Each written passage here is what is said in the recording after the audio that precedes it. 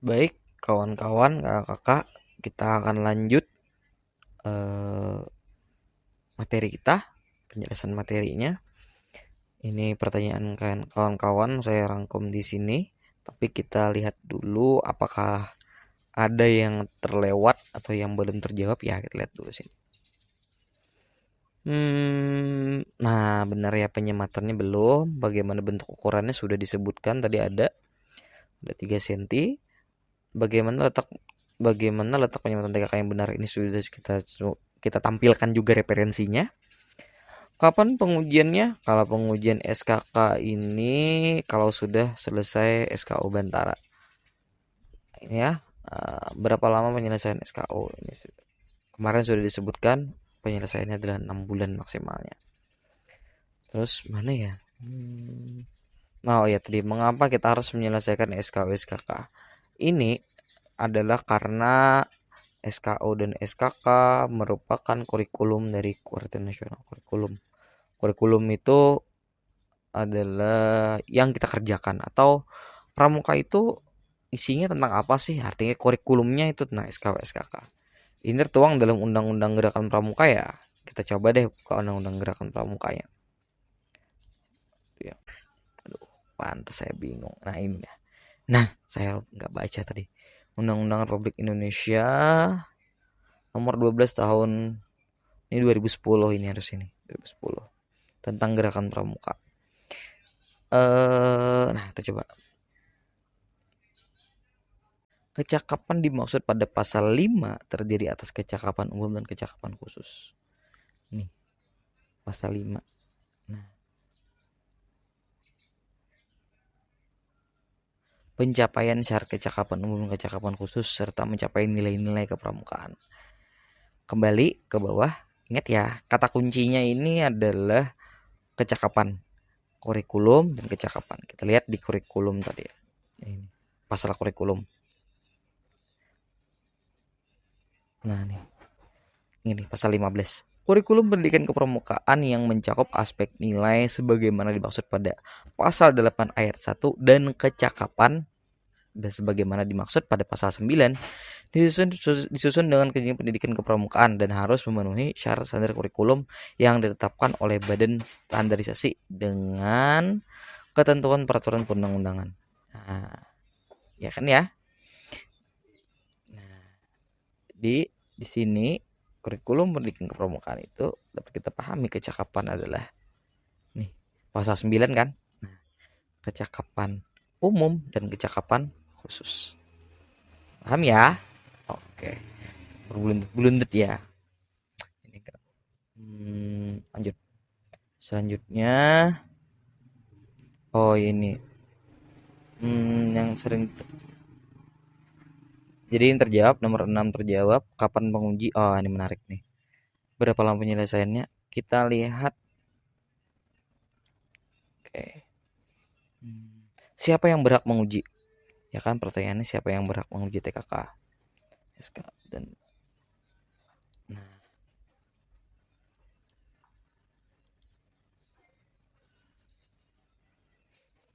kalau dalam ini ada yang namanya adalah cara menilai kecakapan. Nomornya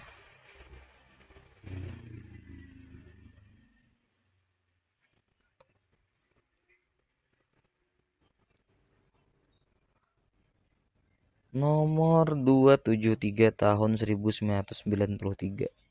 Lebih muda daripada yang ini. Lebih muda artinya lahirnya belakangan, duluan yang ini. Nah, ini kan sudah tempatnya kita masuk ke pengujiannya. Nah, penguji TKK adalah suatu tim yang terdiri atas 2 orang dari pembina pramuka yang langsung pembina pramuka yang diuji, pembantu pembina pramuka yang langsung membina pramuka yang diuji, seorang yang dianggap ahli dalam bidang tertentu baik anggota pramuka maupun bukan anggota gerakan pramuka. Nah, cara mengujinya, dalam pengujian seorang pramuka untuk mendapatkan TKK, maka penguji harus mengingat pada lingkungan setempat, yaitu mengenai aturan adatnya, kebiasaan penduduknya, keadaan, keperluan, kemampuannya, kemungkinan lain. B-nya keadaan pribadi pramuka yang diuji. Ini seperti yang sudah saya jelaskan ya kemarin ya, sifat, bakat, watak, kecerdasan, keuletan, usaha yang dilakukan. Ini usaha yang dilakukan. Terus uji TKK bagi pramuka pada pokoknya dilakukan secara perorangan. Saya sudah sebutkan kemarin ya. Dalam mata ujian yang hanya dapat atau harus dilaksanakan secara kelompok, maka nilainya tetap perorangan. Contohnya saja berenang satu-satu itu kelamaan. Jadi semuanya saja, tapi dilihat apakah dia mampu atau tidak. Pastinya SKK berenang ya. Setiap penguji harus membimbing, merangsang, dan membantu pramuka untuk giat berusaha menuju TKK. Jangan sampai penguji mematahkan semangat peserta didiknya. Pernah dulu kakak melihat seorang peserta didik ingin diuji TKK-nya, tapi kata yang menguji, nanti saja, kamu masih nggak bisa, yang bisa. Akhirnya dia putus asa dan tidak mau lagi mengikuti ujian TKK. Padahal ingat ya, merangsang dan membantu pramuka untuk giat berusaha memenuhi TKK. Berusaha. Ingat, pelaksanaan ujian dilakukan dengan mata ujian yang dikehendaki oleh pramuka yang diuji pada waktu yang disepakati, artinya janjian waktunya. Terus dengan ujian dikehendaki oleh pramuka yang diuji, dia maunya yang mana? Sedapat-dapatnya dalam bentuk praktek dan secara praktis. Ya, ingat ya, praktek dan praktis.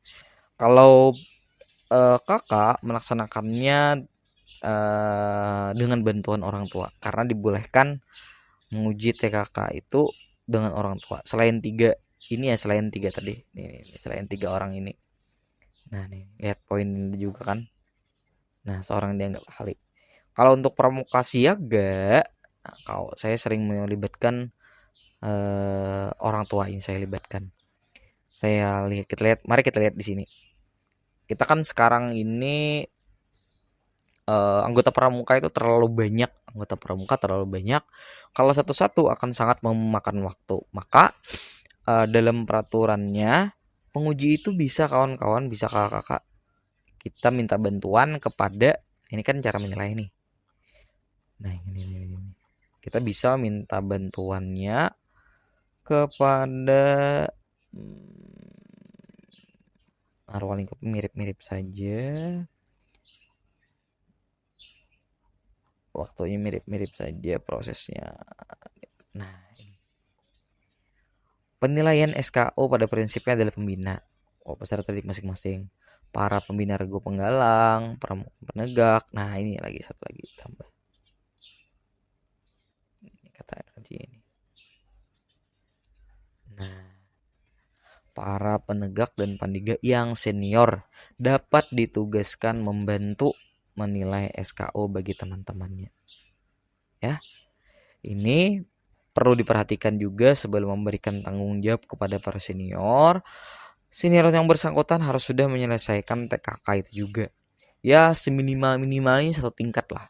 Misalnya kalau seorang mau diuji TKK sholat purwa, maka yang menguji minimal harus madya.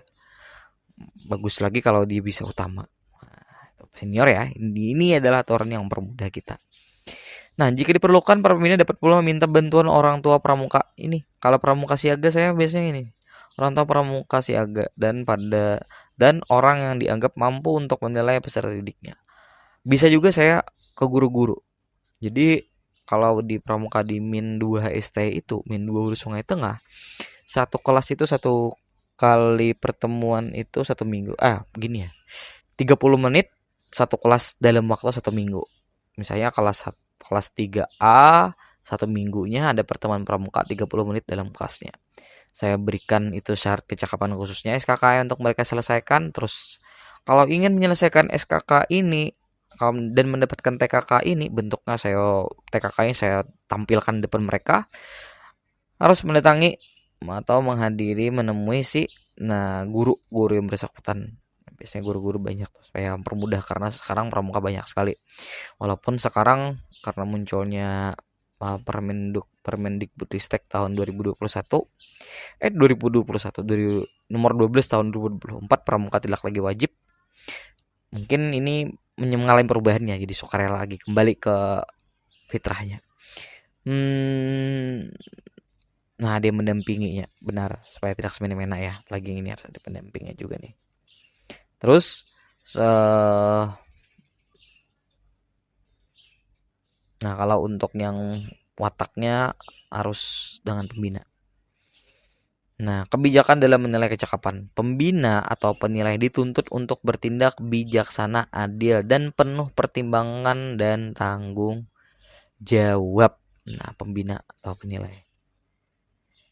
Menguji peserta didik menyandang cacat tidak dapat disamakan seperti ketentuan yang terus dalam SKK dan SPG. Ingat ya, sudah kita bahas kemarin ya.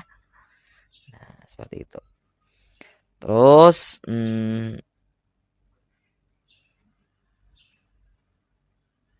nah, ini menarik nih.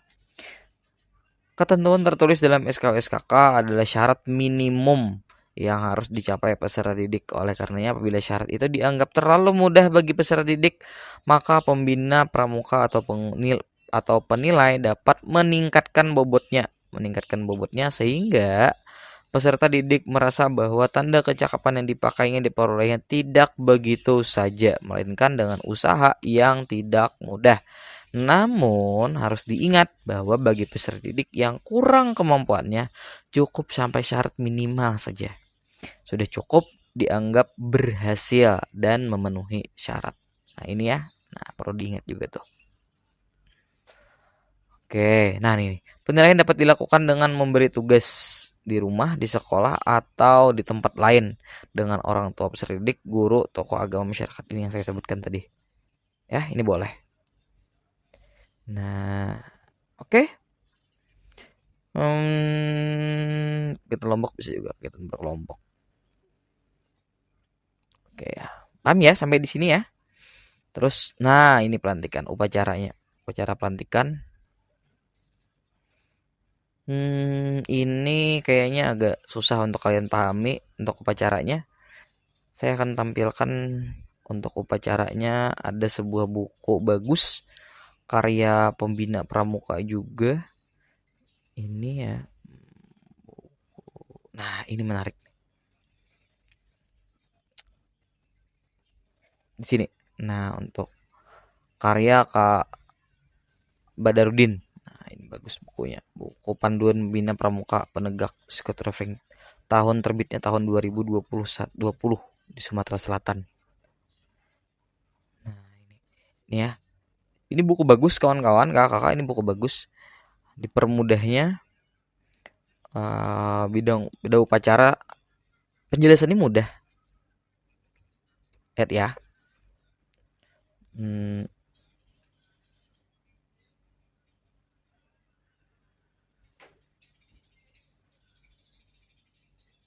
Nah,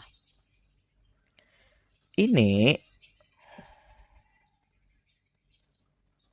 ya kawan-kawan, peraturan tentang upacara itu sebenarnya pada gerakan pramuka ada diatur pada jukran tersendiri, yaitu pada di sini.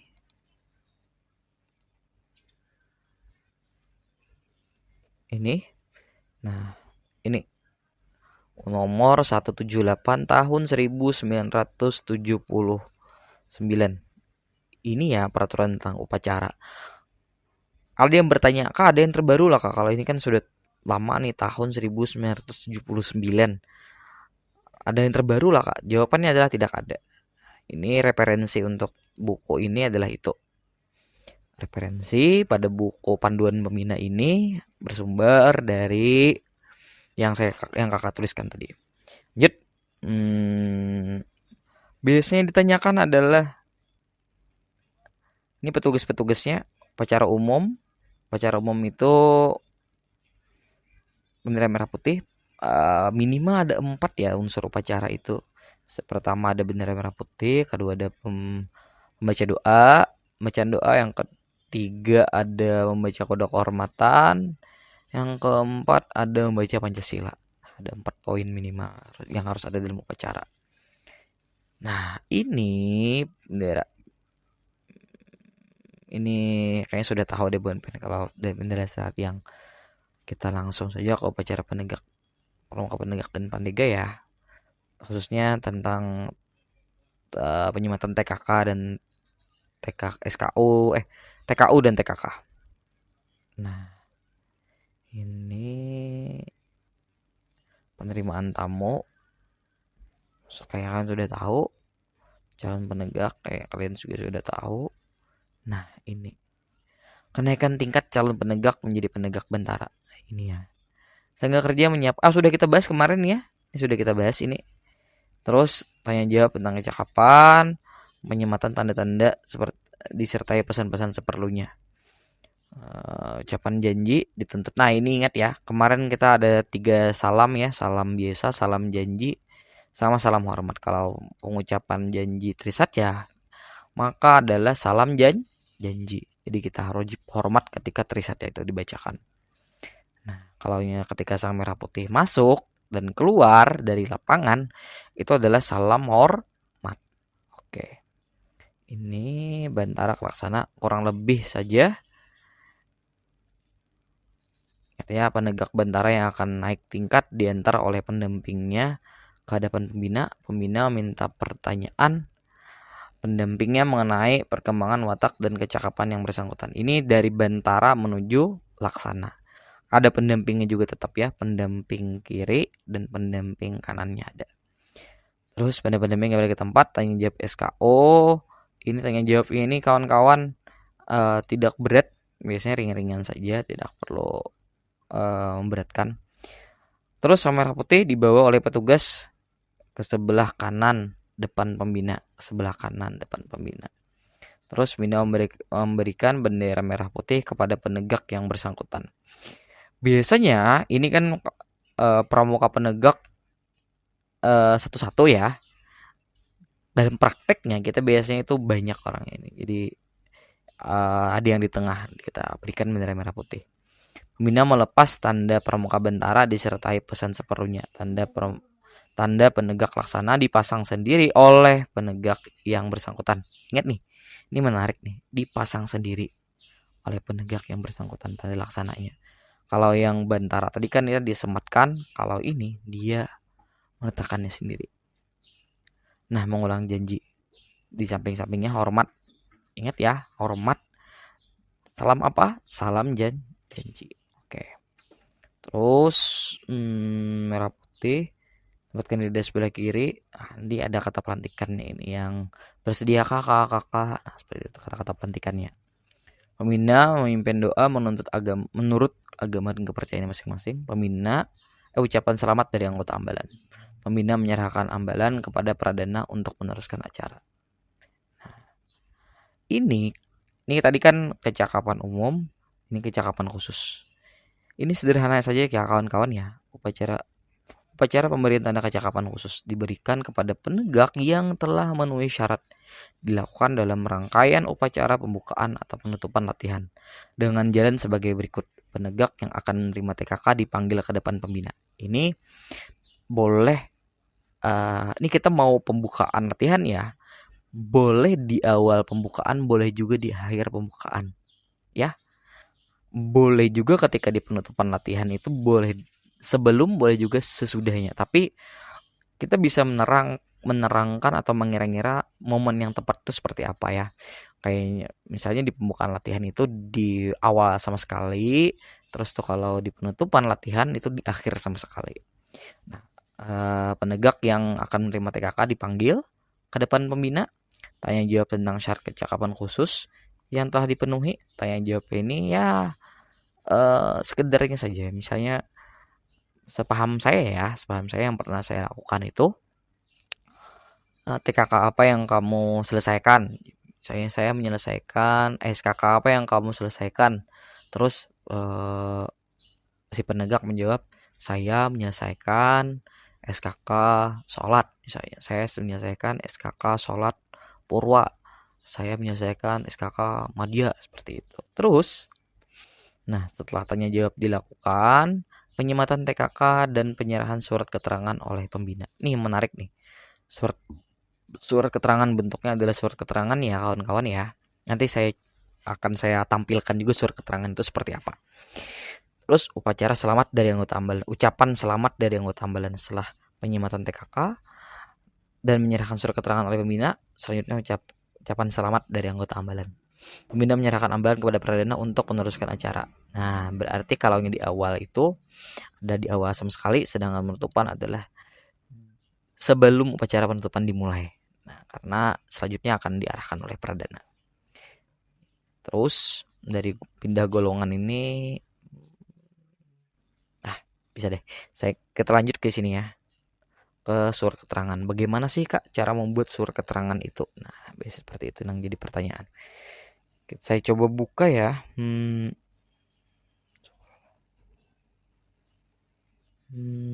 Kita coba ya. Kita coba buka ya. Surat keterangan.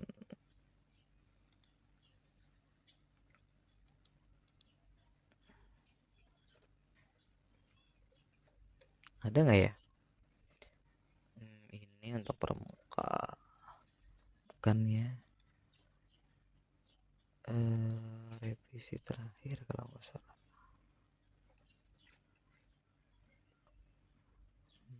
Oh, di sini kayaknya ada deh. Panduan.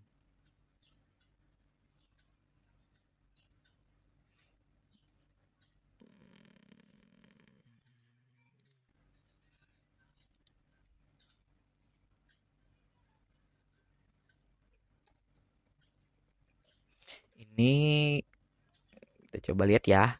Kayaknya saya pernah dibikin surat keterangan itu.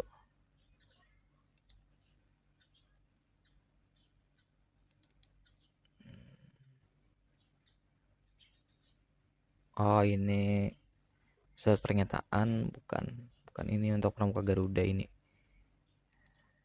Bukan juga deh. Dokumen.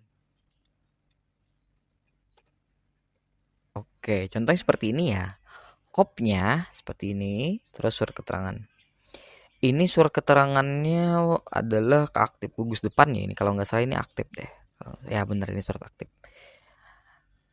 Nah, jadi seperti ini, bentuknya seperti ini. Akan saya terangkan ya. Surat keterangan, nomornya, gugus depan kita nomornya seperti apa. Terus yang bertentangan di bawah ini yang bertentangan misalnya adalah namanya, yang bertanda tangan di bawah ini namanya misalnya adalah Kak Majidin misalnya namanya. Terus jabatan beliau apa? Sebagai ketua gugus depan kah, pembina satuan kah, atau pembantu pembina kah? Jabatan kakak itu apa? Terus dengan ini menerangkan bahwa nama kita siapa yang sudah menyelesaikan TKK, yang sudah menyelesaikan SKK dan mendapatkan TKK, namanya siapa? Jabatannya di pramuka apa? Misalnya dia penegak bantara, penegak kasana, NTA-nya kalau ada, terus pekerjaannya, ini pekerjaan opsional ya, boleh dibuat boleh enggak. Alamat tempat tinggalnya juga boleh enggak, boleh ya boleh tidak. Terus dengan ini menerangkan bahwa namanya sudah ditulis. Nah, angkanya lagi ini kan yang pertama ini, yang pertama ini, yang kedua adalah benar yang bersangkutan, kan dengan ini menerangkan bahwa redaksinya kita bikin saja seperti ini. Kakak coba tulis ya. Redaksinya kita bikin misalnya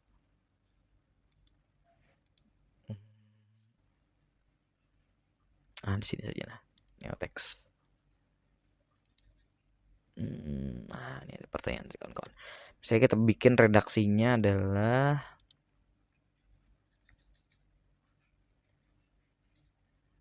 benar bahwa yang bersangkutan telah menyelesaikan SKK dalam kurung syarat kecakapan khusus. Nah, apa misalnya? Salat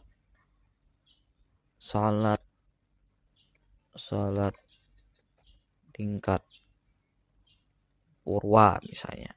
Nah, telah menyelesaikan SKK sholat tingkat purwa. Nah, kira-kira misalnya contohnya seperti ini kalimatnya ya. Terus kita lihat lagi contohnya. Nah, terus demikianlah surat keterangan ini dibuat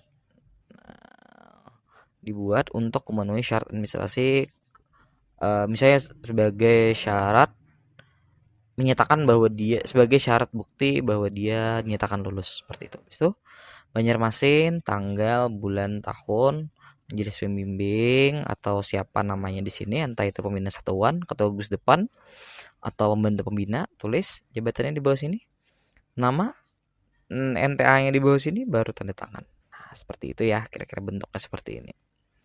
Kalau surat untuk kecakapan umum ada juga bentuknya itu sertifikat ya kawan-kawan.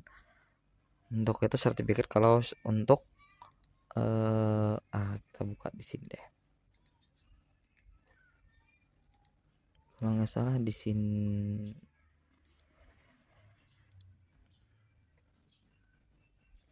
Nah, ini sertifikat dulu saya bikin untuk kelas 3.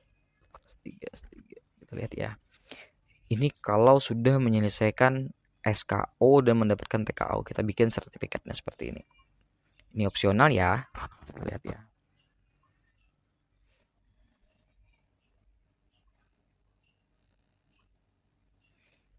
Oke. Saya zoom. Nah, seperti ini. Misalnya oke, kira-kira seperti ini. Sertifikat. Ini kita boleh andak gambar tanda kecakapan umum bantaranya di sini. Sertifikat nomornya berapa, diberikan kepada siapa, nama lengkapnya, tingkatannya apa. Jadi dia misalnya sudah menyelesaikan bantara, penegak bantara yang telah menyelesaikan SKU tersebut di atas dan berhak untuk menggunakan tanda kecakapan umum dengan harapan senantiasa meningkatkan keterampilan dan pengetahuannya. Nah,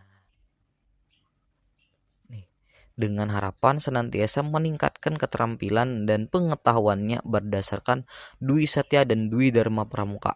Nah, seperti itu. Ini kan Dwi Satya dan Dwi Dharma ini untuk pramuka siaga. Jadi kalau untuk pramuka penegak, pandega, dan penggalang, apa berarti? Trisatya dan Dasa Dharma. Tanggal, terus mengetahui siapa. Di sini adalah majelis, ini yang mengetahui Mabigus. Ini adalah ketua gugus depannya. Tanda tangan di bawah. Boleh juga 1, boleh juga 2. Ini kalau masalah administrasi ini bahasannya tersendiri deh. Lebih rumit lagi daripada ini. Nah, ini sih contohnya. Oke, apalagi ya kira-kira ya. Ini sudah 30 menit, saya stop dulu. Nanti